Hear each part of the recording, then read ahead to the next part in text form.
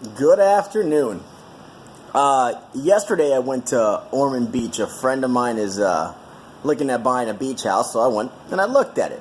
And I like little beach towns like this because a shack on the beach is like $1 million. So there's a ton of money out there. So I go to a nice little restaurant, sit at the bar. The reason I like these areas is because the community there is typically 50 or 60 retired. And there's two types of rich people that live there. Or no, have a beach house there. They don't live there. One is the older guy, 50s, 60s, with the young wife, new wife. Then you have the older husband with the older wife that he's been married forever. If I have an opportunity to sit next to each of them, I always choose the older one with the wife that's his age. If I sit next to the other couple, all I'm going to hear about is how great he is, and she's just going to be looking at him, with stars in her eyes or dollar signs. So, same thing happened last night. I go there and I sit next to the older couple, and he's been married for like 40 years, and he probably married her when he was young and poor, and then he made it, and she's always been there. But she's always dripped in diamonds. What I've come to find out is when men are making it in business or work, they make mistakes. Sometimes outside of their marriage, or they come home late, or whatever it is they do, diamonds, for whatever reason, seem to fix the problem. So we start BSing and talking. Old rich people only like liquor. I mean, they love liquor. They don't drink beer. So he's like on his fifth,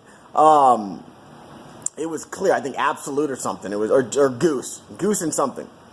So he goes, I've spent a lot of money on diamonds, but if I would have divorced her or she would have divorced me, I would have spent a lot more.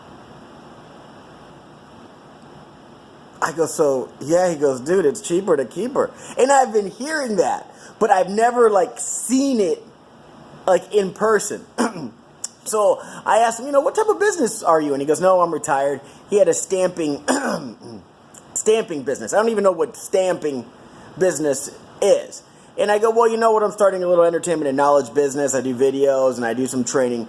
If there's one thing that you would credit your success to, what would it be? He goes, luck.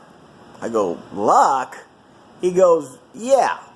Never underestimate luck when being successful.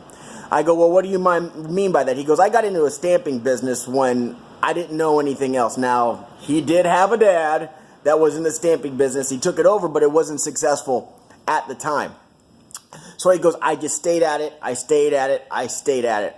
And as the business grew, other companies that were bigger than him kind of had an eye on him.